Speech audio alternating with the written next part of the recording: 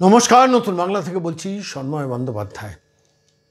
আহমেদাবাদে ওই বিধ্বংসী বিমান দুর্ঘটনার পর, মর্মান্তিক বিমান দুর্ঘটনার পর, B787 ড্রিমলাইনার বোয়িং বিমান ধ্বংসের পর প্রশ্ন উঠছে বিমান নিরাপত্তা নিয়ে। এবং স্বাভাবিকভাবে এই বিমান দুর্ঘটনায় প্রাণ হারিয়েছেন 50-এরও ওপর মানুষ, যারা ব্রিটিশ সিটিজেন, অর্থাৎ ব্রিটিশ নাগরিক, যার জন্য ব্রিটিশ প্রধানমন্ত্রী গতকাল শোক প্রকাশ করেছেন, গভীর শোক প্রকাশ করেছেন। ভারতবর্ষের প্রধানমন্ত্রী শোক প্রকাশ করেছেন।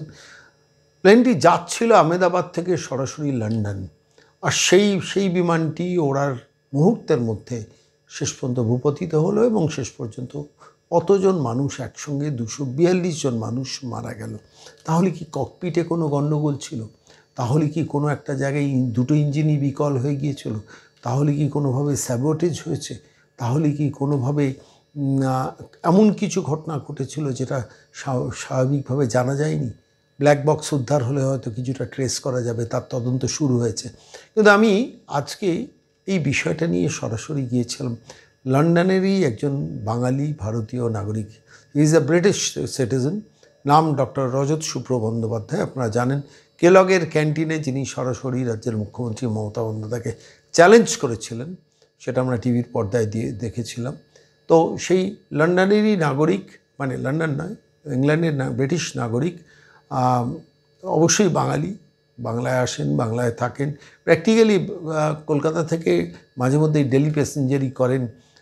সরাসরি লিভারপুলে তার বাড়ি ছিল, সেখানে তার পরিজন অনেকেই এখনও ব্রিটেনে আছেন। এবং গতকাল তাঁকে সরাসরি ধরেছিলাম। তিনি বলেন যে, সৌম্যবাবু, খুব দুঃখের সঙ্গে বলছি যে কিছু আমার বন্ধুবান্ধব যারা এই সময় আহমেদাবাদে ছিলেন, তাঁরা শেষ পর্যন্ত ওই ফ্লাইটে ছিলেন কিনা এখন আমি জানতে পারিনি। আমার হৃদয় ভেঙে যাচ্ছে, আমি খুব যন্ত্রণার মধ্যে আছি। কিন্তু বলছি আপনাকে যে সৌম্যবাবু, আমি যখন বিদেশে দীর্ঘদিন, প্রায় 25 বছর ডাক্তারি করেছি, পাঠভবনের ছাত্র, ডোভার লেনে থাকতেন, তারপর স্থায়ী আস্থানা গেড়েছিলেন সরাসরি ব্রিটেনে। তো তার সঙ্গে ইদানিংকালে আমি দু একবার কথাও আরও বলেছি, গতকালও কথা বললাম। বললেন যে আমি যখন ব্রিটিশ বিভিন্ন হসপিটালে চাকরি করতাম, তখন আমাদের সার্জারিতে আমি অ্যানাস্থেসিস্ট ছিলাম, ফলত স্বাভাবিকভাবেই খুব জরুরি ভিত্তিতে আমাদের অনেকগুলো চেকিং করতে হতো। হসপিটাল স্টাফ তারা, নার্সিং স্টাফ তারা, এবং আমরা অবশ্যই আমরা যারা ডাক্তার ছিলাম আমাদের কতগুলো চেকিং করতাম। সেই চেকিংটাকে আমরা বলতাম ককপিট চেকিং। ককপিটের চেকিংটা যেমন সব থেকে সিরিয়াসলি নেওয়া হয়, কোনো পয়েন্টে কোনো ছিদ্র রাখা যাবে না, কোনো পয়েন্টে কোনো রকম নিরাপত্তাহীনতা রাখা যাবে না। ঠিক একইভাবে যখন মানুষকে অজ্ঞান করা হয়, যখন চিকিৎসা করা হয়, চিকিৎসার সময় কখনো কোনোভাবে কোনো জায়গায় কোনো লুফলস রাখা যাবে না। আমি সরাসরি সেই মানুষটিকে ধরেছিলাম, যে মানুষটি ব্রিটিশ নাগরিক, বাংলা থেকে ইংল্যান্ডে ডেলি প্যাসেঞ্জারি করেন, মাঝে মধ্যেই করেন, লিভারপুলে তার বাড়িও ছিল, তার পরিজনও এখন লন্ডনে সবাই থাকেন। তো সেই মানুষটি ডক্টর রজত শুভ্র বন্দ্যোপাধ্যায় সরাসরি আমাদের তার অভিজ্ঞতার কথা বললেন।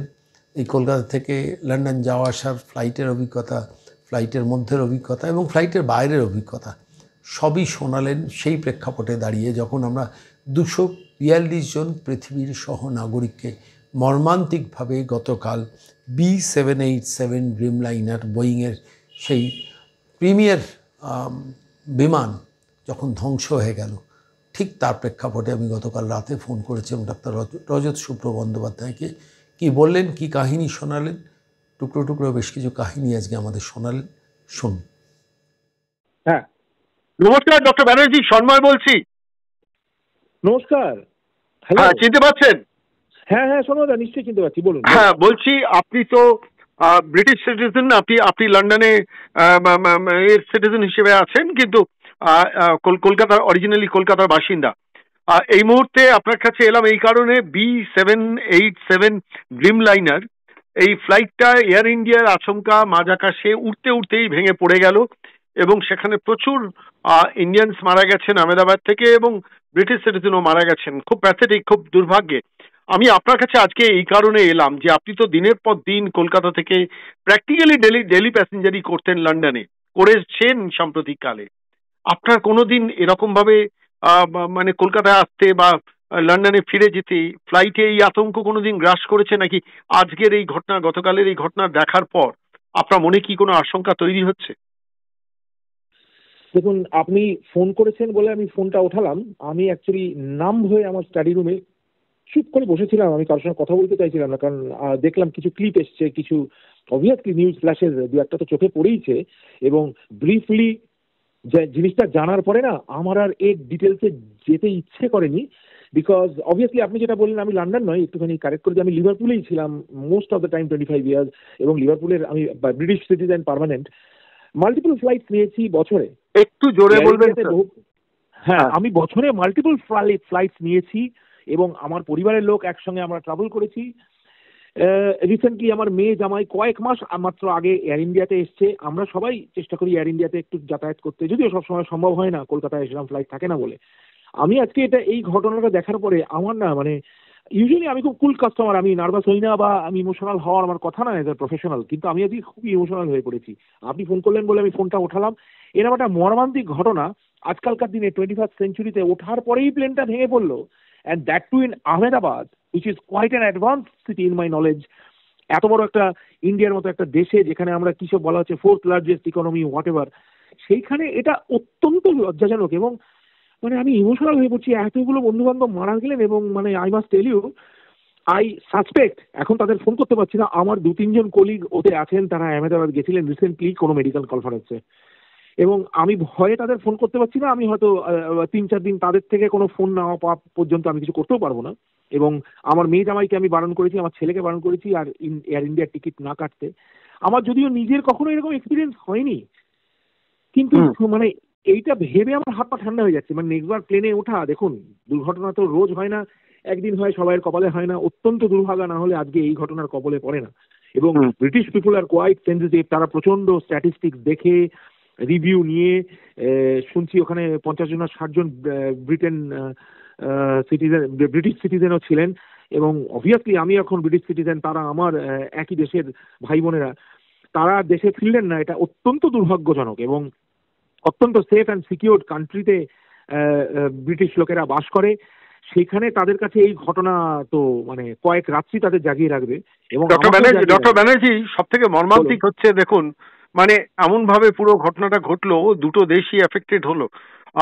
ব্রিটিশ প্রাইম মিনিস্টার তিনি তার শোক প্রকাশ করেছেন, ভারতবর্ষের প্রধানমন্ত্রী তিনি শোক প্রকাশ করেছেন, এবং দুটো দেশ আর সব থেকে অ্যাডভান্সড একটা স্টেটের এয়ারপোর্ট থেকে ফ্লাই করে যাচ্ছিল, এবং ড্রিমলাইনারের মতো মানে ফ্লাইট, যেটা প্র্যাকটিক্যালি A1 ক্যাটেগরি ফ্লাইট বলা হয়, B787। এবং আরো একটা দুর্ভাগ্যের কথা আমি যে কারণে আপনাকে বলছি, ডক্টর ব্যানার্জি, আপনি কলকাতার একজন মানে কলকাতা থেকে বিদেশে গিয়ে লন্ডনে গিয়ে দীর্ঘদিন ডাক্তারি করেছেন। দুর্ভাগ্যের হচ্ছে যে যেখানে প্লেনটা ভেঙে পড়লো সেখানে বেশ কিছু জুনিয়র ডাক্তার, তাদের হোস্টেল ছিল, সেই জুনিয়র ডাক্তাররা মারা গেলেন। মানে দুর্ভাগ্যের, তাদের জীবন শুরুর আগেও শেষ হয়ে গেল। কি বলবেন? কি বলবো বলুন তো, এগুলো নিয়ে বক্তব্য কিছু রাখার আছে? যার ঘরের আলো নিবলো তারাই জানে। এবং যেহেতু আমারও ছেলে মেয়ে আছে, আমি মানে আমি শঙ্কিত এবং আতঙ্কিত যে আহমেদাবাদের মতো একটা ওরকম অ্যাডভান্স স্টেট, গুজরাট, বাইরে থেকে সবাই গুজরাটকে এক নামে চেনে, এত অ্যাডভান্স স্টেট এবং এত একটা সফিস্টিকেটেড এয়ারলাইন, যেটার ককপিট চেক বোধহয় 1 ঘন্টা লাগে, জানি না, হোয়াট এভার, এবং নিশ্চিদ্র নিরাপত্তা তার, সেইখান থেকে যদি এইভাবে একটা প্লেন ভেঙে পড়ে, তাহলে মানুষের জীবনের আর মূল্য কি রইলো, এটা আমি জানি না। এবং আপনাকে একটা জিনিস জানি, যাকে অনেকেই জানেন না হয়তো, এটা আমি from my knowledge and my experience বলছি। আমি যেহেতু অ্যানাস্থেসিওলজিস্ট, অ্যানাস্থেসিয়ার আমরা যে সফিস্টিকেটেড মেশিন ব্যবহার করি, তার পুরো চেক আপটা এসেছে এই এয়ারলাইন্সকে এবং মিলিটারি রুল ফলো করে। এই যে ককপিট চেক আমরা বলি, এটা একটা খুব মানে প্রচলিত টার্ম। এবং আমরা সকালবেলা গুড মর্নিং বলে জুনিয়রদের বলি যে have you check the cockpit, আমাকেও আমার সিনিয়ররা বলতেন ইজ দ্য ককপিট চেক। তো আমাদের এটা কাজের মানে একটা অঙ্গ ছিল, সকালবেলা উঠে থিয়েটারে ঢুকে থিয়েটারে আলোটা জ্বালিয়ে ওদের যা যা সিস্টেম অন টন করে প্রথমেই মেশিনটা চেক করা। মেশিনটার ওপরে পরবর্তীকালে সেই দিনে যে কটা অপারেশন হবে, ওই পেশেন্টরা ওই অত্যন্ত সফিস্টিকেটেড মেশিন দিয়ে যাবেন। এবং সব একটা ইঞ্জিনিয়ারিং এর ফেলিওর একটা থাকতেই পারে, কিন্তু আজকালকার দিনে সেই চান্সেস আর ভেরি লো। আমাদের চেকটা একদম ওয়াল পয়েন্ট থেকে, অক্সিজেন সাপ্লাই থেকে, নাইট্রাস সাপ্লাই থেকে, মেশিন এবং টু দ্য পেশেন্ট, কতগুলো পয়েন্ট আছে। এই ককপিট চেকের কনসেপ্টটা আমরা নিয়েছি ককপিট চেক নামটা থেকে, আপনি বুঝতে পারছেন, এয়ারলাইন্সের থেকে, ফ্লাইট থেকে। সেইখানে এইরকম দুর্ভাগ্য 21st সেঞ্চুরিতে 2025-এ ইন্ডিয়ার মতো একটা 4th লার্জেস্ট ইকোনমি বা 5th, ইট ডাজন্ট ম্যাটার নাও এর ইজন্ট ইট। যদি এইভাবে একটা প্লেন ভেঙে পড়ে, তাহলে আমি ডাক্তার হিসেবে এবং ব্রিটিশ সিটিজেন হিসেবে এবং ভারতীয় বাই বার্থ ইন্ডিয়ান অরিজিন হিসেবে আমি অত্যন্ত চিন্তিত এবং আতঙ্কিত। দেখুন, বোয়িং কোম্পানি ইন্টারন্যাশনাল, মানে বোয়িং কোম্পানি তো আর ভারতবর্ষের কোম্পানি না, বিদেশি কোম্পানি, তার flight, premium flight, air India যারা এখন টেক ওভার করে নিয়েছে আপনারা জানেন, প্রাইভেট সংস্থা, এবং তারা খুব প্রফেশনাল সব মিলিয়ে। আর সব মিলিয়ে কোনো একটা জায়গায় আমার মনে হচ্ছে যে যারা ফ্লায়ার, অর্থাৎ যারা আলটিমেটলি ট্রাভেলার, মানে ফ্লাইটে ট্রাভেলার, তাদের পক্ষে একটা মারাত্মক অনিশ্চয়তার অন্ধকার পুঁতে দিয়ে গেল গতকালের এই দুর্ভাগ্যজনক ঘটনাটা, তাই না? অ্যাবসলিউটলি। বিশেষ করে ধরুন এইগুলো নিয়ে আগে অত মাথা ঘামাতাম না, প্লেনে উঠে যেতাম। আমি তো 25 বছর ইংল্যান্ডে রয়েছি, তার আগে থেকে যাতায়াত করছি। এয়ারোফ্লোটের ফ্লাইটে যেতাম, ট্যারম বলে রোমানিয়ান এয়ারলাইন্স, সেই ফ্লাইটে যেতাম। বাংলাদেশ বিমানেও দীর্ঘকাল যাতায়াত করেছি। পরিবার চলে যাওয়ার, ওইখানে সেটেলড হয়ে যাওয়ার পরেও আমাকে বাবা মার জন্য, পরিবারের জন্য ফিরে আসতে হয়েছে বারবার। প্রতি বছর বাচ্চা নিয়ে, বাচ্চারা বড় হয়ে গেছে, তারা এখন ট্রাভেল করে। আমি এইরকম কখনো ফেস করিনি। 2-4 বার এয়ার ইন্ডিয়ার ফ্লাইটে উঠে একটু হ্যারাস্ট হয়েছিলাম, কেন কি ফ্লাইট ক্যান্সেল হয়ে গেছে হঠাৎ। সেগুলো তো মানে নট দ্যাট সিরিয়াস। বাচ্চা টাচ্চা নিয়ে এরকম হয়েছিলাম, আমি একদম কাটা বন্ধ করে দিয়েছি।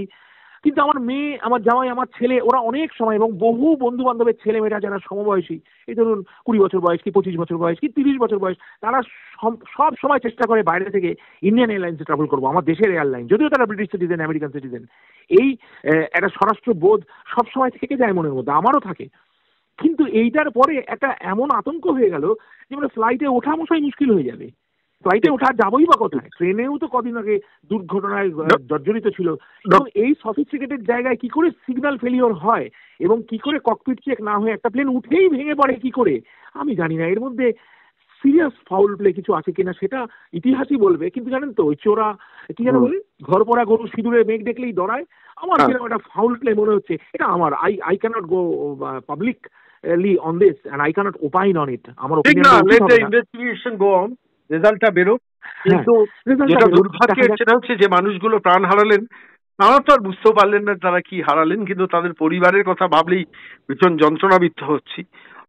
মানে যারা যে মানুষগুলো, সেই ইন্ডিয়ান হন, ব্রিটিশ হন, এয়ার ক্রিউ ছিলেন 10 জন, 2 জন খুব উজ্জ্বল ফ্লাইট ক্যাপ্টেন ছিলেন, যাদের প্রচুর অভিজ্ঞতা ছিল, তারা চলে গেলেন। It's a black day for Indian flight.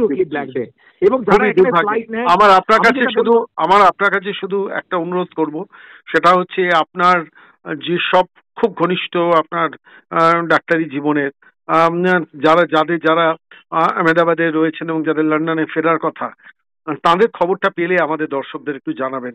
আমরা আমি আপনাকে পার্সোনালি ফোন করে দেবো যে ওরা ওই ফ্লাইট নিয়েছিল কিনা, কারণ আমি জানি 2 একটা কনফারেন্স চলছে। আমি এখন দেখুন এগুলো ঠিক আছে, তারা ফ্লাইটে ছিলেন না। যাই হোক, doctor Banerjee, thank you so much for giving us the time.